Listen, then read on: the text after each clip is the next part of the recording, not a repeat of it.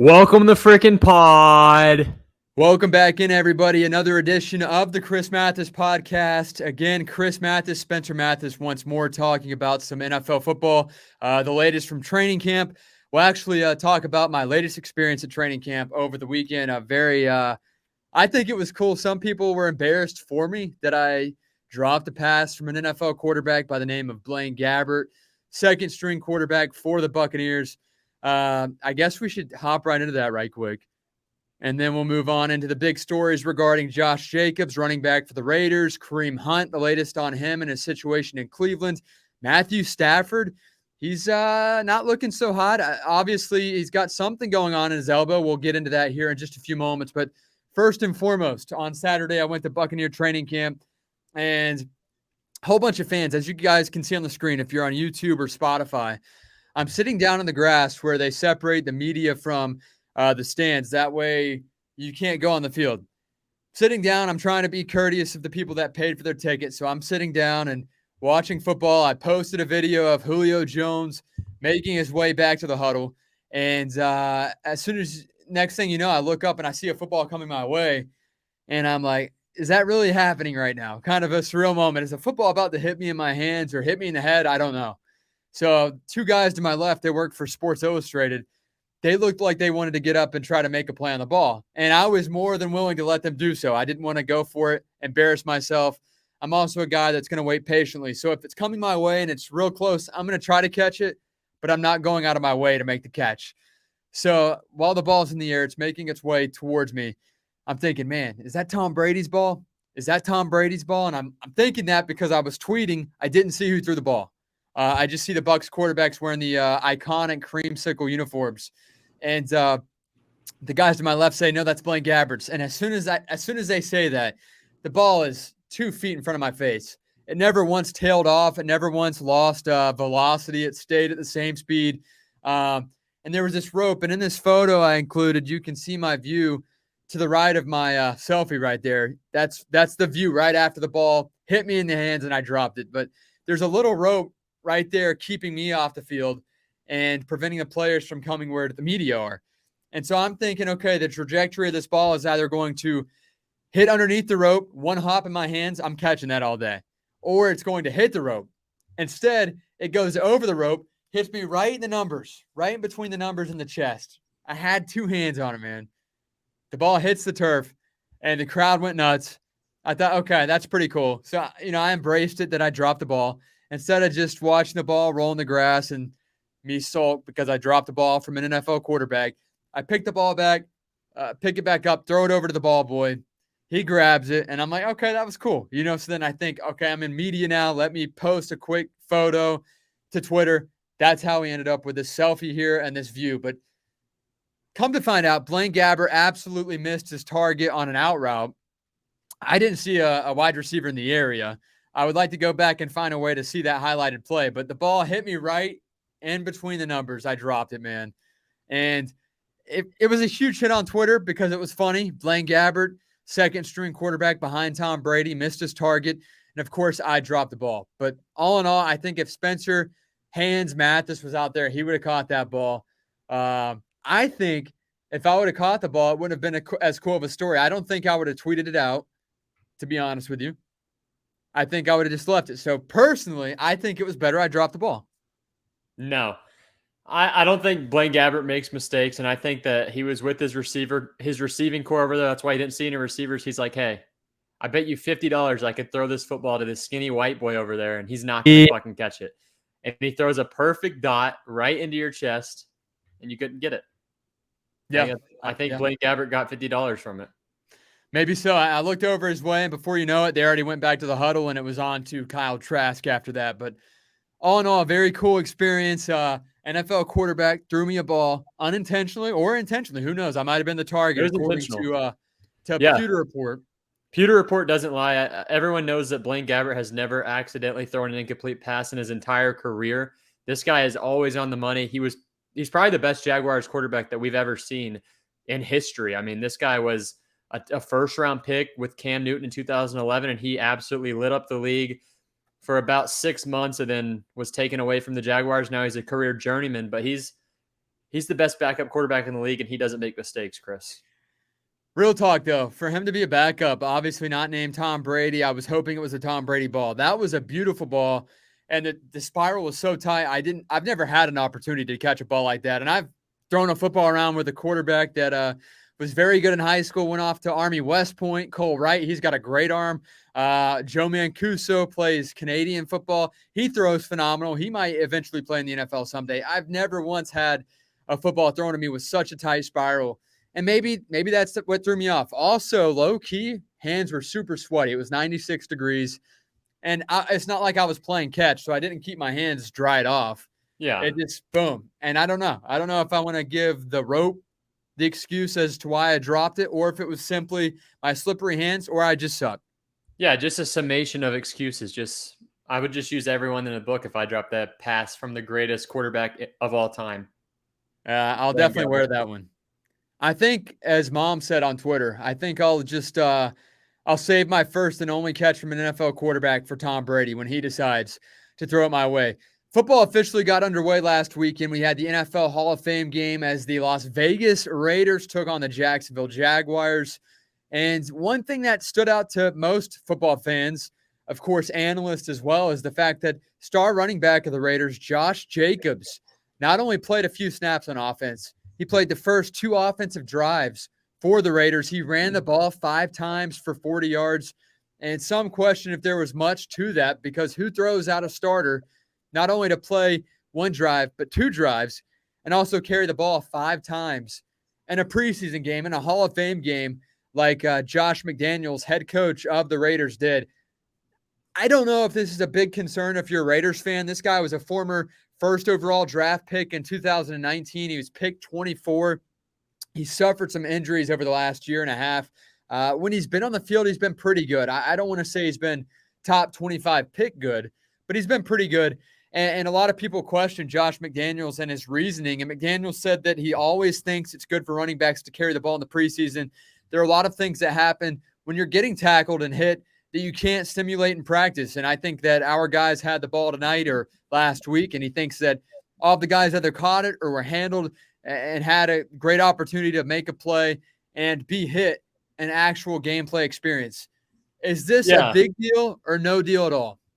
I mean, I think this is a huge deal because obviously with the new regime of Josh McDaniels, they drafted a new running back in Zamir White. He's listed as the 2nd string right now. They also have Amir Abdullah and Kenyon Drake in the backfield. They've got a lot of weapons in the backfield.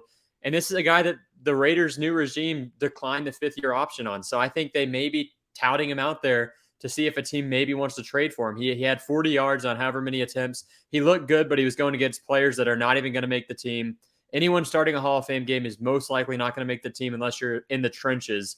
And I think that they may be looking for a trade suitor by starting Josh Jacobs in the Hall of Fame game to have some other teams see what he's capable of, because he's injured a lot of the time. He's not on the field at all times. And I think he's a good running back, but with the new regime that didn't pick up his 5th-year option, there's obviously some concern with him.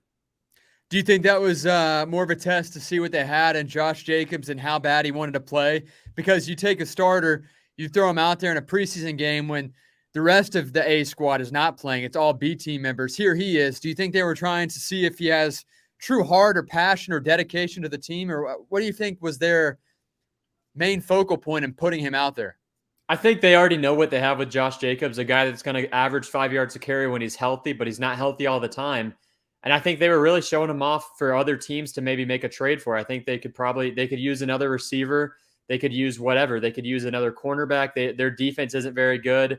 I mean, they may try and look to trade him off, even though his salary is only about $2 million. It's not like they're going to cut him. So they may be looking for a trade partner, but I think Josh McDaniels already knows what he has in him. But also another thing this could be is that McDaniels comes from the Patriots, who have always had a running back by committee ever since like 2007. So he may be looking to see what he has in Josh Jacobs, but I think it's more likely that he's trying to show off to other NFL teams before the NFL season starts that, hey, maybe Josh Jacobs is up for trade before the season. I don't think it was a good move, though, even if that was the intention. What if Josh Jacobs got hurt in that preseason game? Not only are you out a starting running back, but more importantly, if you think that they're trying to move this running back, he's no longer worth anything. and he's going to be sitting there on the IR, missing a lot of playing time this year. So personally, I think it was a failure on Josh McDaniels' part, and I don't agree with the decision at all.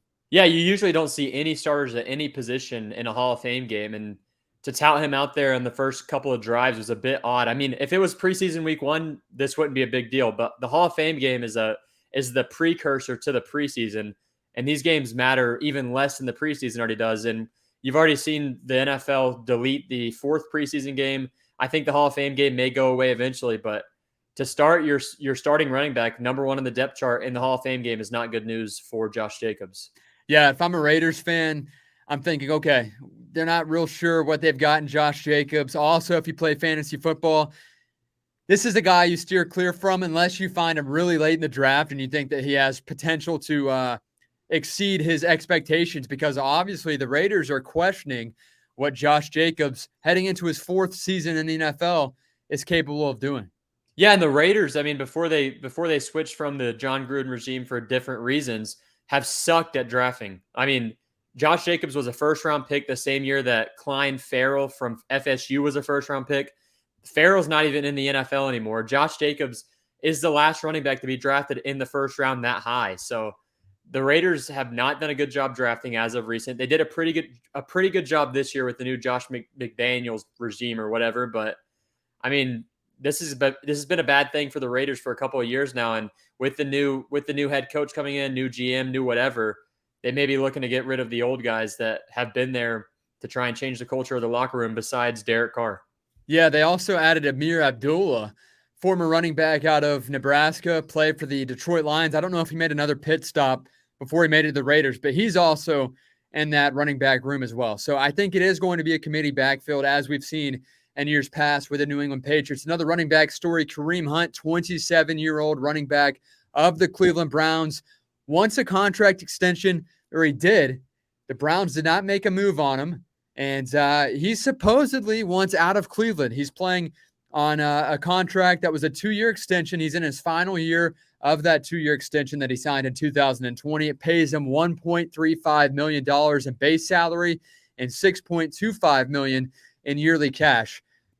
Obviously, they've got a duo right there in Cleveland, a very deadly duo, and Nick Chubb, who's a phenomenal running back out of Georgia. I don't know if this was the right time for Kareem Hunt to not only request a new contract, but also request a trade, because I'm not sure that the Browns, in fact, they don't want to trade Kareem Hunt, because this guy, when he's healthy and when he is in that role that he's able to stay out on the field more than 8 games like he did last year, he's a great running back, especially a number 2 back. With Nick Chubb being that bell cow, to have a guy like Kareem Hunt come off the bench is crazy. And he had a phenomenal year in 2017. He led the NFL in rushing yards with over 1,100 yards, 11 touchdowns as well. No, I take that back. That was in 2020 with the Cleveland Browns. In 2017, he was a Pro Bowler and also led the NFL in rushing yards. So he's had 2 really, really good years in the NFL. And last year, 2 years ago, he wasn't even that lead back and still put up big numbers. Yeah, look, like you said, Kareem Hunt's 27 years old, and running back shelf life is maybe until they're 30 years old. So this guy has been a great running back in the NFL. Obviously, he's the number 2 behind Nick Chubb, who's a top 5 back right now in the NFL.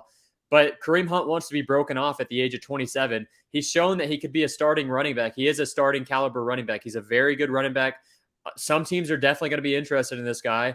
And if I'm Kareem Hunt, I'd want a contract extension too, because this is really his last opportunity at the age of 27 at running back, because out of every position, they're probably the ones that go away the quickest, besides maybe like a return man or receiver hybrid type of player. But Kareem Hunt needs to be paid. I think a 3-year deal for whoever wants to sign him. If he's traded away, they're gonna whoever gets him is gonna have to give him a new contract extension. But Kareem Hunt is definitely in the right here, trying to get a contract extension at this time. Yeah, and I don't know if this really will affect the Cleveland Browns and their situation, as Deshaun Watson has been suspended for 6 games, and the NFL is going to appeal that now. But does this affect their playoff run? Does this affect how deadly this team could be, especially down the stretch, when a guy like, obviously, Nick Chubb gets wore out down the stretch of the season? Early on in the year, they're going to have to rely on that rushing attack with Jacoby Brissett at quarterback for at least the first 6 games of the year. By the time the end of the season comes around, by the time November, December hits, they're really going to have to rely on that rushing attack. And if Kareem Hunt is no longer in that committee backfield, the Browns could really be in big trouble no matter how long this suspension is for Deshaun Watson. Look, this is actually huge. This is huge news because Roger Goodell wanting to appeal this 6-game suspension is going to end up having Deshaun Watson get a 10, maybe a year-long suspension. But if they do appeal this and then they come up with a new punishment for Deshaun Watson, he can also appeal it and play an entire season like Tom Brady did with Deflategate. So, I mean, Deshaun Watson may not miss any games if Roger Goodell appeals this and tries to add on more games, because the NFLPA is going to appeal this decision regardless of if they think Deshaun Watson's guilty or not. And then that's going to just delay this process even further into the next season. And Watson could end up playing all 16 games for the Browns. But yeah, I do think this is big news for Cleveland because Kareem Hunt and Nick Chubb are a deadly duo. And you do need 2 running backs in the NFL in this day and age. There's not just one guy that's just going to be the only guy on your team besides Derrick Henry, who will be ran into the ground within the next 2 years because he averages way too many carries. But I mean, this is big news for the Browns. But again, also big news for the Browns is that Roger Goodell, after hiring an attorney that he said whatever her decision was going to be definite, he's appealing that. And then Deshaun Watson's going to be able to appeal that and maybe play the entire season. So it may not be as big of a deal if Goodell decides to add games on to Deshaun Watson's suspension. Yeah, no doubt. And in terms of fantasy football, this will push me away. If Kareem Hunt sits out or gets traded, this pushes me away from drafting Nick Chubb. Because, again, being a bell cow back in the NFL these days just does not work out. The guys don't last as long as they once did. Christian McCaffrey has been my running back the last 3 consecutive years. I drafted him first overall, 3 consecutive years. The first of those 3 years, he had a great year. I loved it. Then the last 2 seasons, the guy has really screwed me over and has played maybe 4, 5, 6, 7 games max. And when he plays, he got me a lot of fantasy points. But at the end of the day, when you need your guy to be healthy down the stretch, if he's not there, that's the difference in a win and loss. And that's the difference in winning a playoff game in fantasy football too. So now, until I find out that Kareem Hunt is going to stay in Cleveland or they're going to get a new running back that's going to help out with Nick Chubb, I am steering clear of Nick Chubb unless he drops down, 2 or 3 running back spots in fantasy football. Remember last year, though, they had that running back, that second string running back that went off for a couple of games. So they may already have the replacement for the number 2 guy if you're the Browns. Maybe. I don't know if they still have him on the team, but he had some huge games in the first 2 weeks whenever Nick Chubb, I don't think he was playing or he was slightly injured. And this dude went off. I forgot his name, but he's Isaiah. still in the backfield. Yes, he was phenomenal. Oh, yeah. Johnson. I think it was Johnson, USF running back. Yeah, phenomenal. Yeah, no doubt. And he played really hard. And I think he had 3 pretty good games, 2 games with over 100 yards rushing. And I actually picked him up in one of our leagues. We played in 2, or I at least played in 2 last year. He had a good game or a good year, all things considered. Now, Jimmy Garoppolo is still awaiting his next opportunity in the NFL. Obviously, he's chilling there at training camp with the San Francisco 49ers as John Lynch. Obviously, Kyle Shanahan has already said that they're moving on with Trey Lance as the starting quarterback. We have some updated odds for Jimmy G and his new opportunity, where he could end up. The New York Giants lead the way, followed by the Cleveland Browns, Seattle Seahawks, Houston Texans, and even the Detroit Lions. Those are the top 5 teams that are landing spots for Jimmy Garoppolo right now. Of those 5, Spence, I'm not asking what the best situation is for Jimmy Garoppolo. Of the 5, what do you feel is most realistic? I think the Browns are out of it. I think that Jacoby Brissett is definitely that next guy. I don't think the Browns can afford to pay a guy like Jimmy G or afford to trade for a guy like Jimmy G. When they have Jacoby Brissett, they're still waiting on the official word regarding Deshaun Watson and his suspension. Seattle Seahawks, they're paying 2 quarterbacks right now, not too much money, but they've got Geno Smith on the roster. They've got a guy in Drew Lock as well. I want to say the Houston Texans or the New York Giants are the top 2 out of the New York Giants, Cleveland Browns, Seattle Seahawks, Houston Texans, or the Detroit Lions. Pick your top 2 out of that list of 5 teams. Look, with Baker Mayfield going to the Panthers, Jimmy G's options have really dwindled down here.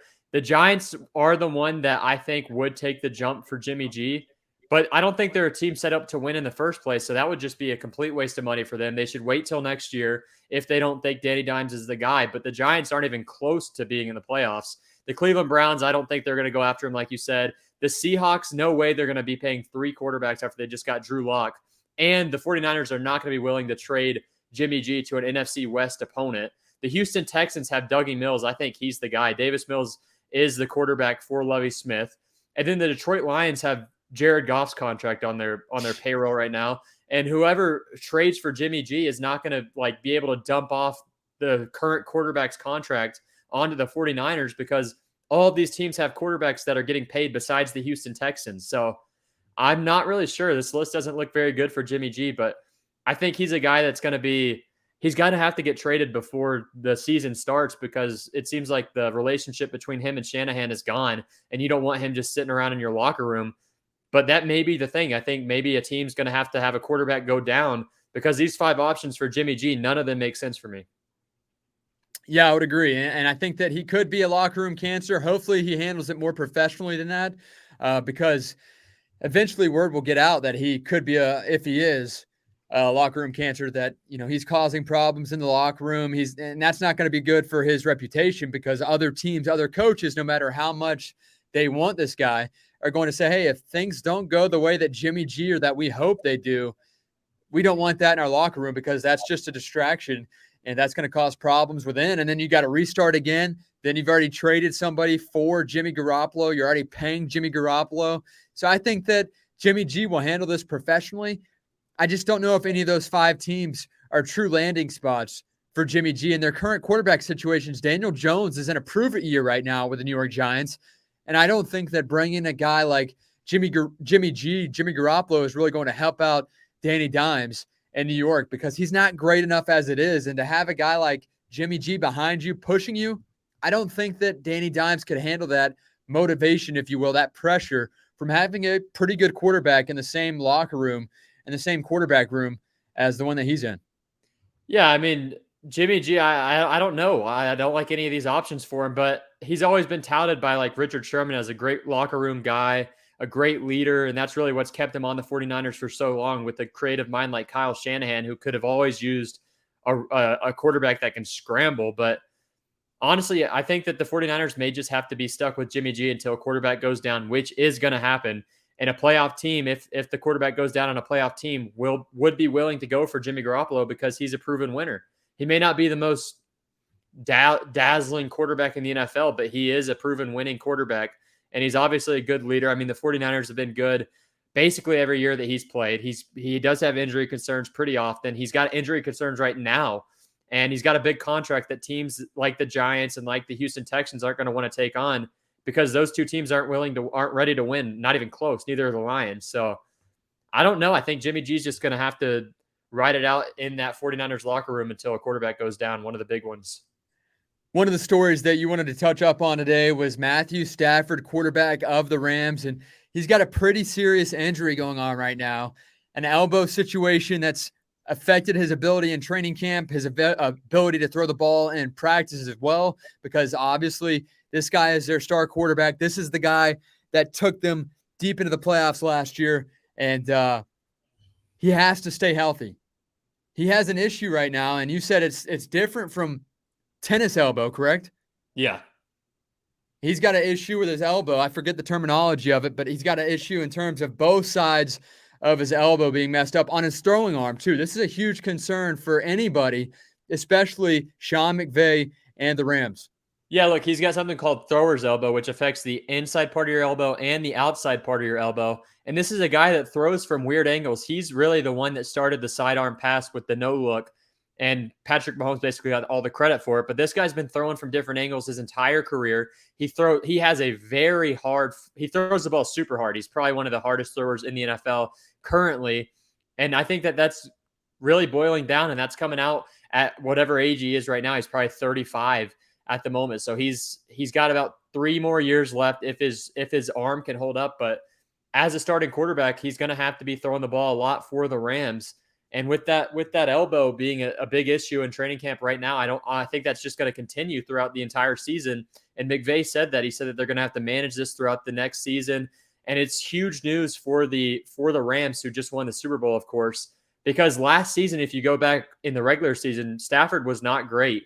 He didn't pick it up to the playoffs. And They may be able to coast in the playoffs this year, but I don't know if they can, though, if Stafford doesn't play every single game, because their backup quarterback is a guy that hasn't played since the playoffs in 2019. Yeah, Matthew Stafford, 34, turns 35 in early February of this year, right around the time of the Super Bowl, in which the Rams hope to be there. And the Rams are a favorite heading into this season. They're definitely one of the top 2 or 3 teams, if not the top favorite heading into this season. But with Matthew Stafford having these injury concerns and having a guy like John Wolford, the second string quarterback, have to step up in training camp, step up in the preseason, prove his worth, it's a bit concerning for me. Could Jimmy Garoppolo be traded to the Rams as a security blanket for Matthew Stafford? No. NFC West. There's no way that the 49ers would be willing to trade Jimmy Garoppolo, who they know is a proven winner. They just have Trey Lance, who has way more potential, and the NFL has always been about potential in the quarterback position. The quarterbacks that are proven winners, if they don't have a lot of talent, they get pushed out eventually. And Jimmy G is a proven winner, so I don't think the 49ers are going to be willing to trade him to the Seahawks or the Rams if either of those teams need him. I don't know why you would do that if you're the 49ers, but like you said, the Rams could use Garoppolo, but that's just not an option. Yeah, I forgot that they're in the NFC West, and right, NFC West? Yeah. And I think that it is going to be a question mark heading into the training or heading into the regular season, of course, through preseason in regards to Matthew Stafford, because if he's down, that's a big concern for a 34-year-old quarterback. An elbow issue in his throwing arm. I will say this, Matthew Stafford has played through some crazy injuries in the past when he played for a team like the Detroit Lions, a terrible team that never once made the playoffs while he was in Detroit, and he still played through the injuries. So I'm sure he's going to allow himself to stay out on the field at all costs this year, no matter what, unless Sean McVay has a rein on him and says, hey, no, we need you late November, early December for our playoff run. You're going to sit right here in September, October if you do get hurt or if you are unable to throw the football. Yeah, he'll be playing the entire season. I just think that this is a big issue. If they're going to have to manage this throughout the entire season, it's going to be difficult for Sean McVay's offense to get anything going, because their running back's Cam Akers, and he was great in college, but he hasn't done much in the NFL. He's also been injured a lot. They also got another running back. I forgot his name. But these guys aren't guys that are going to be able to run the ball the entire game, which is probably going to have to be the case for at least the first 6 weeks if Stafford's still dealing with this lingering injury. So another guy that we've seen in terms of quarterback across the NFL, Carson Wentz. He has bad ankles. He's not doing so hot right now, according to head coach Ron Rivera, and he didn't say that specifically, but he did say that he has noticed some inaccuracy from first-year Commanders quarterback Carson Wentz. He told reporters it's a lot better than what you give him credit for just because of the way things that happen in practice, but there's a lot of little nuances that we see when we look and we get to review his play. There's some inaccuracy, but it's nothing that we're overly concerned about. That's a big concern for me. Washington acquired Carson Wentz in a trade that became official as they swapped second-round picks with the Colts earlier this offseason. They also gave the Commanders a third-round pick this year and a conditional third-rounder next year as well. The Commanders received a seventh-round pick too. And I think it's a bit surprising that your head coach, first-year head coach of your team with Carson Wentz, that is going out and telling the media that he's not very accurate so far throughout training camp. Yeah, and Ron Rivera has been a head coach that's had to deal with quarterbacks that don't have great accuracy. Cam Newton was his quarterback before in Carolina. Besides that 2015 year, he did not have good accuracy. Last year, he had to deal with Taylor Heineke, who ended the season with 20 touchdowns, like 3,400 yards and 15 interceptions, which is not good for a quarterback. I mean, over 15 interceptions is always bad. And if you're mixing that with just 20 touchdowns, that's a recipe for disaster. And now you got Carson Wentz, who we already know doesn't have great accuracy. He had like 30-something interceptions dropped with the Colts last year, only ended the season with 7. But I think the defensive backs were dropping these passes because they were just so perfectly in their hands that they were not expecting it. And that's what they say, that a defensive back would be a receiver if he had the hands to play the position. So Carson Wentz, he's going to be the starting quarterback next year, but he may eventually get benched, which has happened in his career before due to his inaccuracy to Taylor Heineke, who's 29 years old, also inaccurate. So the Commanders aren't a team that's going to be good next year. We already know that. They do have a good receiving core. Terry McLaurin's great very defensive good. line too. Yeah. I mean, they've got some young talent, but Carson Wentz at the quarterback position is just not going to take you anywhere, especially in the NFC. Earlier in the offseason, Taylor Heineke spoke on Carson Wentz coming to town, and Heineke started majority of the games, if not all, last season for the Commanders. And he said, hey, look, let's be realistic. It's a business decision here. They're paying him so much money. Me, I'm making less than $10 million a year. I'm not going to be the starter. Yeah, heading into the season, he's correct. But that could also be a ploy in a way to get into Carson Wentz's head, like, oh, I got this. This is my job. I'm not going to lose my job. Taylor Heineke, he's content with being a backup. Was there any benefit to Taylor Heineke saying these things? And then, especially now that we see Carson Wentz is struggling with accuracy early on in training camp. Look, I remember Taylor Heineke saying that a couple months ago. And whenever he said that, I didn't like what he was saying, because you look over at Carolina, Darnold's being paid like $17 million more per season than Baker Mayfield, but Baker Mayfield is most likely going to be the starter, according to a lot of analysts at Panthers training camp. So to go out there and say that whenever the quarterback's getting paid a lot more than you, I do see that he probably was right then. But I mean, there's always an opportunity to win the starting position, especially because Heineke was paid off last season. I mean, just before the season started, after that incredible playoff game against the Buccaneers, who won the Super Bowl in 2020, he ended up losing the game, but he got paid off of that. So he's still being paid like nearly $10 million a year, which is like $15 million less than Carson Wentz. But like I said, you look at Carolina, and Baker Mayfield is being paid more than $15 million less than the starting quarterback, and Sam Darnold is probably going to be the starter going into the season. So Heineke saying that is never a good thing as a backup quarterback, unless you're like a guy like Blaine Gabbert sitting behind Tom Brady. Yeah, because you should expect that you can surpass Carson Wentz on the depth chart. Now, a couple of quarterback questions and something that might push back the Steelers this season and prevent head coach of the Steelers, Mike Tomlin, from making the playoffs for the first time since he became a head coach in Pittsburgh. The guy has made the playoffs since 2007, has never once missed the playoffs. This could truly be the first year in which Mike Tomlin, or I take that back, didn't go 500, 8-8 on every year or better. This could be the first year in which Mike Tomlin doesn't split 500 this year without a guy in Ben Roethlisberger, who's been the quarterback for nearly 2 decades in Pittsburgh, and a lot of concern around that quarterback position when they have a guy in Mitch Trubisky leading the charge. He's officially the starting quarterback on the depth chart. Of course, Mitch Trubisky was the second overall pick for the Bears a couple of years ago, rode the bench after a year in Buffalo, and is the expected starter heading into the training camp or heading into the first week of preseason in Pittsburgh. And the depth chart says that. He's followed up by Mason Rudolph at quarterback number 2, followed up by Kenny Pickett, third-string quarterback in Pittsburgh as well. Could this be the first year in which Mike Tomlin does not go 500? I think that they go maybe 6 wins, maybe 7 if they have a good year. They have to really rely on second-year running back Najee Harris to have a big season. But with the amount of times that they're willing to run him, the amount of times that he wants to run the ball, he could get injured, and at that moment, he's done. The Steelers are done. They're irrelevant. They're a 5-win team at best if Najee Harris misses more than 5 games. Look, I think anyone right now on that Steelers quarterback room, but if it's Mitchell Trubisky, Kenny Pickett, or whoever, it's probably better than what you saw out of Ben Roethlisberger last season.